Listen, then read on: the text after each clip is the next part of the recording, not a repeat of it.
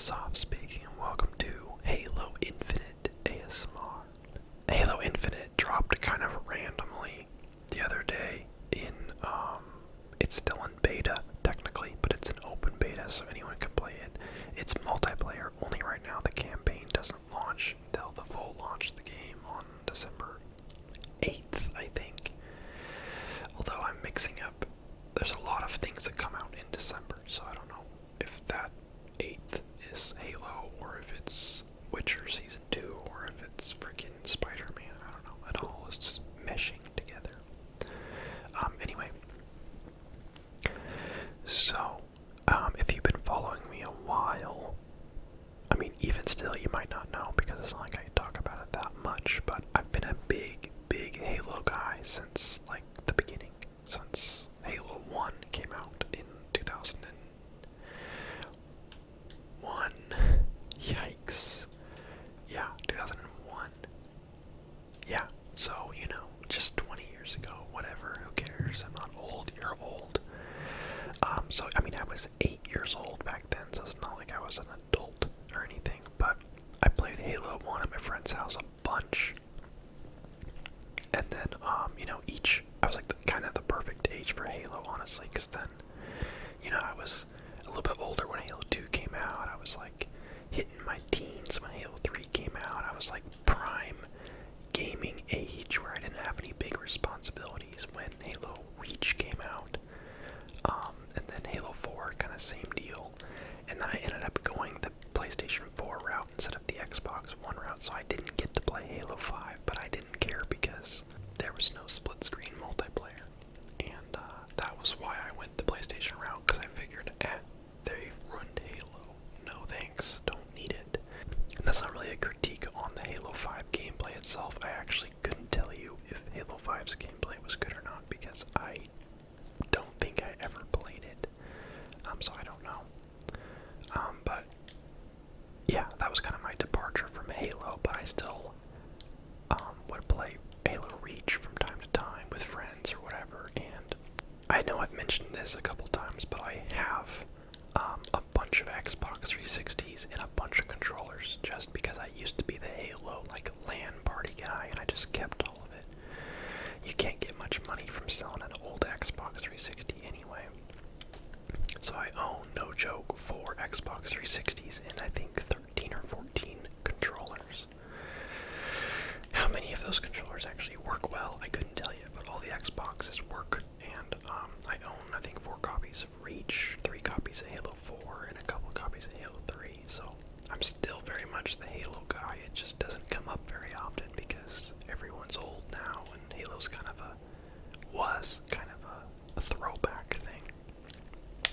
But that little intro monologue leads me to say I'm very happy that there is a new Halo out, and that I'll just cut to the chase. I like it. It's good. They've done a good job of modernizing it and innovating, so it doesn't feel like the same thing again after, you know, years and years of waiting for a new one. It's not like they just reskinned an old one. You know, they modernized some parts of it. The visuals are great, but it does still feel like Halo, and that's what really my big question was, is will it still feel like Halo?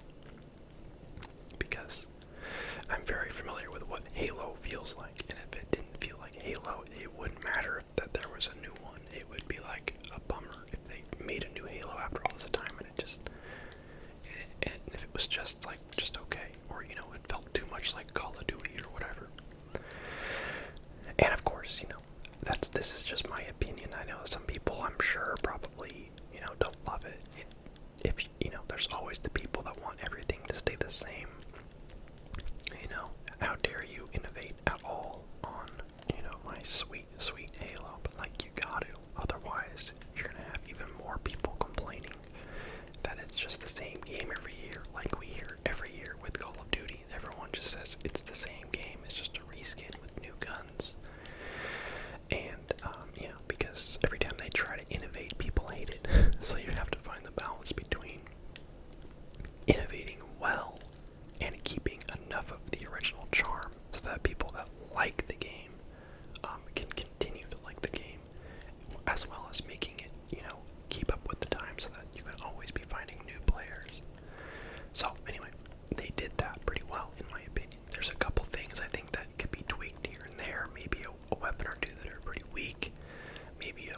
too that are pretty strong. Some of the vehicles need some tuning as well, but it's, as far as a Halo experience goes, it's a good one. You know, they modernize certain things, like adding the sniper, like, glint, so that you can see people that are trying to scope you a little easier. That's kind of a modern gaming thing. I think it's helpful, so that it's a good way to balance snipers, so that you can see where you're being sniped from. You know, they randomized some of the weapon spawns so that it's not the exact same spawn for the same weapon every time, although that might be mode dependent. I actually haven't paid close enough attention to know that. But I know, like, the spots are all the same for where the weapons will spawn. But, you know, one game it'll be the disruptor, and the next game it'll be the plasma pistol, you know? And like I said, that could be, it just randomizes at the beginning of the round. That guy's teabagging through the glass window. Don't worry, we get him back later. It could just be that in Capture the Flag it's the disruptor, in Slayer it's the plasma pistol, I don't know. But if it is random, I think that's a great function. But at any rate, just them being different between modes is nice, because that really was not that big of a thing in the other ones. There he is, don't worry. We give him a little 1, 2, just to let him know that we see him, that we know him. Yeah, so little things like that I think really help the gameplay. They've balanced the vehicles in a really clever way that I was actually surprised by, and that is they can all be EMP'd. They get shut down by electrifying them, basically. Some weapons and a certain grenade do electric damage, and it's super effective to these steel-type vehicles. So that's neat. So like the shock rifle, it's like a sniper, but it's like a electric sniper. If you hit a vehicle with it twice, it powers off the vehicle for a few seconds. It like shocks it. And it's fantastic for shooting down aircraft, at least temporarily disabling them, to kind of give you or your team an opportunity to take them down. So they added a good counter to vehicles, other than just needing to hit it with a sticky grenade or a rocket launcher, which you don't always have on you, and sometimes you can't get close enough to do that. I thought that was a pretty smart way to balance the vehicles without having to just nerf them into the ground. You know, you can keep the vehicles really strong, and then people can just kind of focus you with the proper weapons to take you down. So I thought that was a good way to innovate.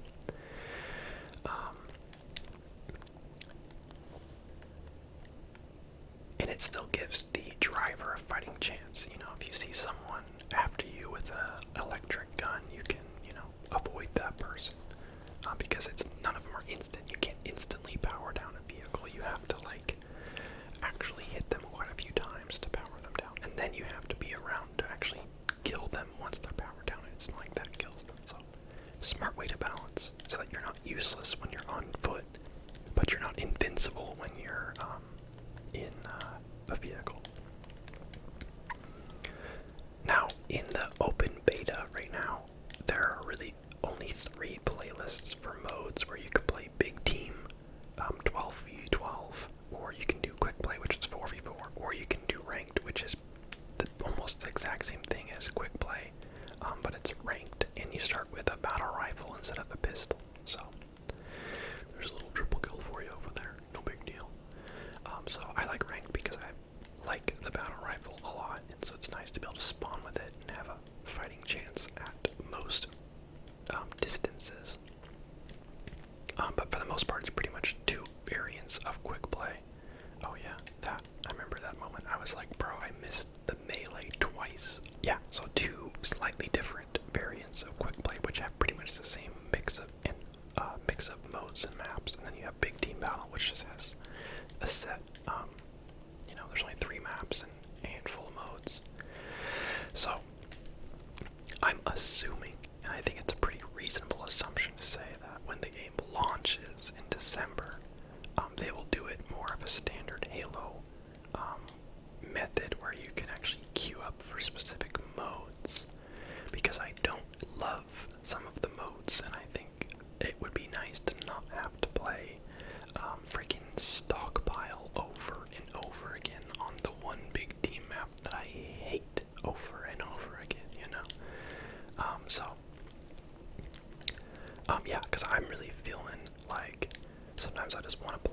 Slayer and just focus on my kills, you know, not to think too hard, just go for kills. Modes that I'm missing right now are like Infection, which no doubt, I hope, will come back, because that's like a pinnacle Halo mode, is zombies. And then, what's the other one I was just thinking of? Oh, SWAT, even bigger. SWAT. SWAT was always my favorite mode in every Halo game.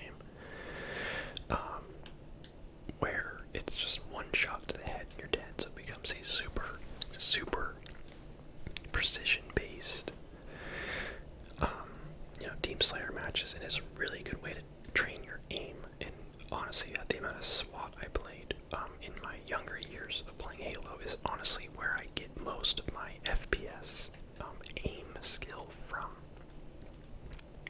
On controller, unfortunately, I'm playing on mouse and keyboard now because I can. And so I kind of want SWAT to be a way for me to train my aim all over again, because you know, it's different now. So when the game launches, it will definitely take some points off for me if they don't bring in some of those really flagship modes, as well as allowing you to queue for specific modes.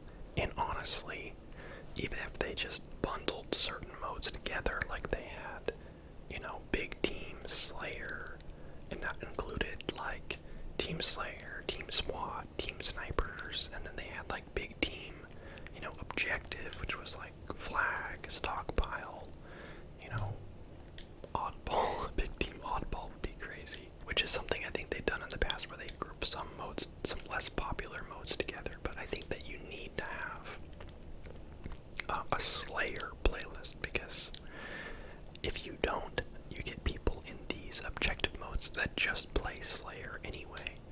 I think it's why I hate the stockpile mode the most, is because you literally will have half your team not even near the seeds you're trying to gather, and it feels like you and maybe one other guy are actually trying to play the objective, and the other team is just walking them back to base, completely uncontested. So, yeah, so I think that that's just a must. So that is kind of a side note there, where I'm pretty sure they're gonna do that anyway. So, but I would be more surprised if they didn't than if they did. So hopefully that won't matter. But I definitely have been feeling that in the beta. That's my main complaint, is just the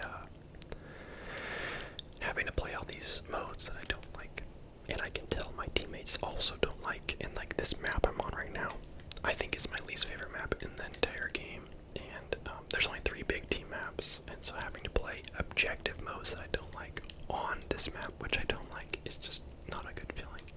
This map is fine for Slayer, but objectives, it's just so obnoxious because you can see everyone from everywhere. There's like no sneaky routes, that there aren't people that will just shoot you immediately.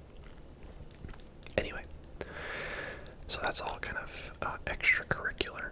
But as far as gameplay goes, from an experienced Halo veteran, like, I like it. You know, I took a little while to get used to some of the new guns, because there was a lot more new guns than I was expecting. I feel like per previous Halos, you get like 1 or 2 new guns, and they're usually just reskins of existing archetypes. Like, you know, it's like, oh, what is this spiker weapon? And you realize it's pretty much just an SMG, you know? And then, you know, in this game, it's pretty much the basic human weapons, like the assault rifle, the pistol, the sniper, and the battle rifle, but then, like, and the rocket, but then, like, the shotgun is different, and then all the Covenant weapons are all very different. Like, there's no plasma rifle, there's a plasma carbine, there's a storm rifle, there's a shock rifle, there's a, you know, there's all sorts of different things that were new. And then, of course, the weapon I'm using right now, the what's it called? Cinder shot, I think, is new. And then you've got friggin', I don't know, I guess they're Forerunner guns, and shock weapons. So those are all new that I was really shocked to have to, like, learn. There were several guns I picked up where I was like, I have no idea how to use this. Like the Ravager, it shoots like red was like, this gun is absolute garbage because you have to charge it up forever, and then you can hit someone with it, and it does not kill them, or even get them close to death. But then it took me a while. This gun right here actually took me a while to realize that it leaves fire on the ground when you charge it, and that's what makes it good. So for a long time, I was like, this gun is like garbage. Like it's so bad. Like I don't even know, and I still don't love it. But it took me quite a few matches to realize that its the thing was that it puts fire on the ground, so you can like burn people and burn a large area or burn a vehicle that's sitting still or whatever. So stuff like that. So once I learned the weapons and kind of learned the maps and got some basic knowledge of what kind of spawns spawn where and what's good against what, it was good. I like it. I think that it balances a lot of things that are tricky to balance in Halo. I think a couple issues still exist, consistent ones where you get people that just will camp a vehicle spawn or a weapon spawn and just sit there for minutes until it spawns sometimes, especially in the big team modes. People will camp the new Wasp vehicle because it's really strong and fun to use, and they'll just sit in the base the whole game. I had a teammate that literally just stood back there, still active, not AFK, still just running around in circles for I think 3 or 4 minutes until it spawned, and then he went up and got like maybe 2 kills before dying. And it's just like stuff like that. It's just that's gonna happen in Halo. That's just part of the Halo experience, because I like how it works where the vehicles spawn on the map and you get to jump into them. I think games that have tried to circumvent that problem, like the new Battlefront games 1 and 2, where you like pick up an item and then you get to spawn in the vehicle, or you spend points to get the vehicle or whatever, it just doesn't feel the same, even if it is technically more balanced. I like it just kind of being up to chance in a lot of ways, where you might spawn right next to a wasp and be like, it's my turn, baby. You don't feel like you have to earn it. It feels like anyone can get it. And there is, 10% of the time where, you'll have some guy that just camps it the whole game. And, those people are just gonna be like that. And that's okay. But anyway, overall, I think the game's fun. I'm enjoying it. It's taking me a little while to kind of get into the swing of it to where I feel like I'm good at it. I've been playing mouse and keyboard, like I said, so while the gameplay is very familiar, my coordination on like the strafing and aiming is different because I spent the last 20 years playing it on an Xbox controller, and now I'm playing it on a mouse and keyboard. So there's a little bit of a learning curve for me, and I'm sure lots of people are going through that same thing right now. But overall, I'm really happy with it. When the campaign comes out, assuming it's not garbage, I'm probably going to wait a few days to see if people like it or not. But I'm planning on playing it on the channel.